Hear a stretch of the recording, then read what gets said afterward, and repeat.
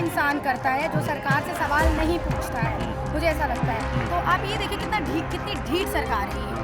अपने ही किए गए गलत कामों के लिए इतना समय ले लेती है अकाउंटेबिलिटी के लिए। और जो एजुकेशन फ्री में दे भी रहे हैं, जैसे खान सर हो गए, उनके ऊपर लोग सवाल कर रहे हैं, उनको फैजल खान बना दे रहे हैं, हर चीज़ को रिलीजन से जोड़ दे रहे हैं। अभी वो नीतीश कुमार ने उनको अपने बेटे को ही हेल्थ मिनिस्टर बनाया, उनकी हालत देखी है आपने, उनकी क्या क्वालिफिकेशन है, वो किस नाम पर हेल्थ मिनिस्टर बन चुके हैं। क्या नाम है आपका? तरन्नुम। कहाँ से आया? मैं यहाँ दिल्ली में रहती हूँ, स्टूडेंट हूँ, DU में पढ़ती हूँ, हंसराज कॉलेज में, और इकोनॉमिक्स और पॉलिटिकल साइंस की पढ़ाई कर रही हूँ। अच्छा, ये प्रोटेस्ट का आज 8वां दिन कंप्लीट होने वाला, क्या सोच रहे हैं? यही सोच रही हूँ कि लोगों में जोश है, काफ़ी गुस्सा भी है, काफ़ी बहुत ज़्यादा, और मेरा ये दूसरा दिन है और मैं आगे भी इसको ज्वाइन करूँगी। और जिस हिसाब से दिख रहा है कि सिर्फ युवा ही परेशान नहीं है, उन बच्चों के पेरेंट्स भी परेशान हैं, वो लोग भी परेशान हैं जो जिनको रोज़गार नहीं मिल रहा, अनएम्प्लॉयमेंट से बहुत परेशान है, सरकार से नाराज़गी है उनको, वो लोग भी है। तो क्या लग रहा है, आपने कहा कि इसको कंटिन्यू ज्वाइन करूँगा, 8वां दिन है, कोई रिस्पॉन्स अभी आया नहीं, क्या सोच रहे हैं? देखिए, आपको पता ही होगा, अभी उन्होंने बताया कि किसान आंदोलन 13 महीने तक चला था, ठीक है। तो आप ये देखिए कितनी ढीठ सरकार है ये। अपने ही किए गए गलत कामों के लिए इतना समय ले लेती है अकाउंटेबिलिटी के लिए। तो अगर ये चीज़ चलती रहेगी कंटिन्यूसली कि वो रिज़ाइन ही नहीं देते हैं या फिर उसके ऊपर कुछ बोलते ही नहीं है, माफ़ी तक भी नहीं मानते हैं, तो चाहे 13 महीना लगे चाहे 14 महीना लगे, हमें प्रोटेस्ट कंटिन्यू करना चाहिए। क्योंकि अगर लोग रुक गए तो ये फिर तो तानाशाही हो जाएगी, चाहे किसी की भी सरकार हो। कांग्रेस आएगी, कांग्रेस तानाशाही करेगी, आम आदमी पार्टी आएगी, आम आदमी पार्टी तानाशाही करेगी, अगर लोग नहीं बोलेंगे तो।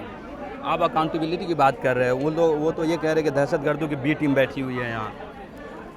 अच्छा, आपको ऐसा लगता है कि देश के स्टूडेंट्स जो DU में, JNU में जो इतने अच्छे सब्जेक्ट्स पढ़ते हैं, अलग अलग चीज़ों पे बात करते हैं, बदलाव की बात करते हैं, अलग अलग लीडर्स के बारे में पढ़ते हैं, वर्ल्ड लीडर्स के बारे में पढ़ते हैं, वो दहशतगर्द कैसे हो सकते हैं? मुझे ऐसा लगता है सरकार ही दहशतगर्दों वाला और देशद्रोही वाला काम कर रही है। अगर पेपर लीक्स हो रहे हैं, अगर आप अकाउंटेबल नहीं है, आप मैं बिहार से हूँ, आप बिहार की हालत देखिए, वहाँ पे आए दिन पुल टूटता रहता है, स्कूलों की इतनी घटिया हालत है।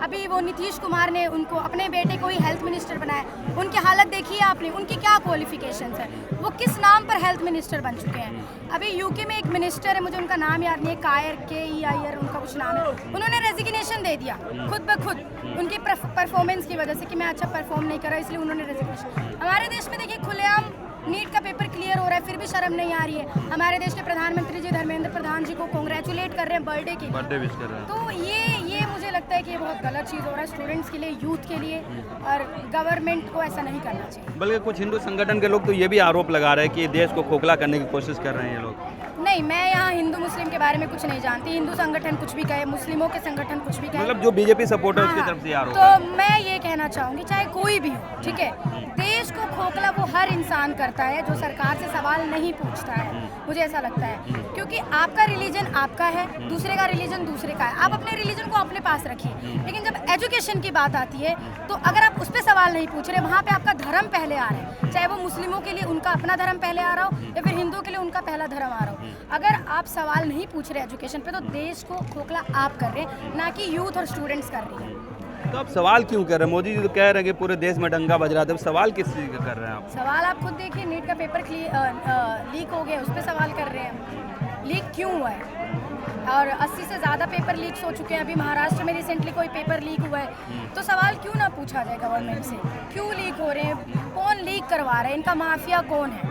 मतलब जो डिजर्विंग स्टूडेंट्स हैं, जो मेहनत करते हैं, एक ड्रीम रखते हैं कि हम किसी दिन डॉक्टर बनेंगे, देश को सर्विस देंगे, जो इंजीनियर्स है, जो भी है, वो क्यों पढ़ेंगे किसी उसको, क्यों, जब उनको ऐसा लगेगा कि हमारा फ्यूचर ही नहीं है, आखिर में पेपर लीक ही होना है, तो वो क्यों पढ़ेंगे? तो इसीलिए हमें अकाउंटेबिलिटी हम मांगेंगे सरकार से। तो आपको क्या लग रहा है, इसका कोई सोल्यूशन है क्या? इसका सोल्यूशन यही है कि लोग प्रोटेस्ट कर रहे हैं, आगे भी करेंगे, जब तक धर्मेंद्र प्रधान इस्तीफा नहीं देंगे। आपने बिहार का जिक्र किया, बिहार के बारे में लोग कह रहे हैं कि बस सेफ हाथों में चला गया, सम्राट चौधरी कह रहे हैं कि हम वहाँ क्या बोले कि माफियाओं का अपराधी मुक्त करेंगे बिहार को, तो आप लोग को दिक्कत क्यों हो रही है? मुझे नहीं लगता बिहार की कोई डेवलपमेंट हुई। मैं आज भी जब बिहार में जाती हूँ, मैं ईस्ट चंपारण से हूँ, वो जगह जहाँ पे सत्याग्रह आंदोलन शुरू हुआ था, आज भी वहाँ पे बापू धाम रेलवे स्टेशन है। मैं जब भी जाती हूँ, मेरे अंदर एक अजीब तरीके से पेट्रियार्की कह रही हूँ, पेट्रियोटिज्म आ जाता है अंदर से कि आप देखिए कि हम ऐसी जगह से हैं जहाँ से सत्याग्रह आंदोलन चालू हुआ 70 साल हो चुके हैं आज़ादी को, आज भी वो जगह वैसी की वैसी है। वहाँ पे कोई डेवलपमेंट नहीं है, अच्छे स्कूल्स नहीं है, अच्छे गवर्नमेंट हॉस्पिटल्स नहीं है, लोग अभी भी पलायन कर रहे हैं एक जगह से दूसरी जगह अपनी नौकरी की खोज में। इवन हम खुद अपने स्टेट में नहीं है, पढ़ने के लिए हमें दिल्ली आना पड़ रहा है, काम के लिए हमें दिल्ली आना पड़ रहा है, तो फिर उस स्टेट की हालत सही नहीं है। इसका मतलब वहाँ पे रोजगार नहीं है लोगों के पास, एजुकेशन सिस्टम सही नहीं है, और जो एजुकेशन फ्री में दे भी रहे हैं जैसे खान सर हो गए, उनके ऊपर लोग सवाल कर रहे हैं, उनको फैजल खान बना दे रहे हैं। हर चीज़ को रिलीजन से जोड़ देना है। आखिर में कुछ नहीं है मुद्दा, तो लोगों के अंदर ये डर पैदा कर दो कि आपका धर्म खतरे में है, चाहे कोई भी हो। हर कोई सिर्फ रिलीजन से जोड़ दे रहा है। यहाँ बात एजुकेशन की हो रही है, लोग रिलीजन पे पहुँच जा रहे हैं। लेकिन ये भी तो कहा जा रहा है कि नीतीश कुमार ने बिहार को एक अलग पहचान दिया था। मुझे नहीं लगता कौन सी पहचान दी है बिहार को। आज भी हमें गाली पड़ती है बिहारी एज अ टैग, हमें शर्म आती है बताने में कि हम बिहारी है। लोग कहते हैं ये तो बिहारी है। हम अच्छे फ्रेंड्स नहीं बना सकते, हमें एज अ चीप लोगों की तरह रिप्रेजेंट किया जाता है। गुटखा खाने वाले लोग, बेरोजगार लोग, जो छोटे मोटे काम करते हैं, मिस्त्री वगैरह, हमें तो इसका मतलब क्या, हम क्या रिप्रेजेंट कर रही है गवर्नमेंट? यही कर रही है ना। हमारी कोई डेवलपमेंट नहीं है बिहार में, आप जाके देखिए। तो ये भी तो सवाल है ना कि हम लोग मुद्दे पे वोट नहीं करते हैं ना, मतलब जात धर्म देख के ऐसा वोट करती है, ये भी तो बात है। हाँ, तो जैसी जनता है वैसी सरकार है। Government is the reflection of people. आप देखिए, लोगों के लिए धर्म उनका सबसे बड़ा मुद्दा है, लोगों के लिए रोजगार नहीं है। एक इनसिक्योरिटी, जब गवर्नमेंट एक प्रोपोगेंडा चलाती है लोगों के अंदर इनसिक्योरिटी लाने के लिए कि आपका धर्म खतरे में है, तो वो सारी चीज़ें भूल जाएंगे जो इम्पोर्टेंट है।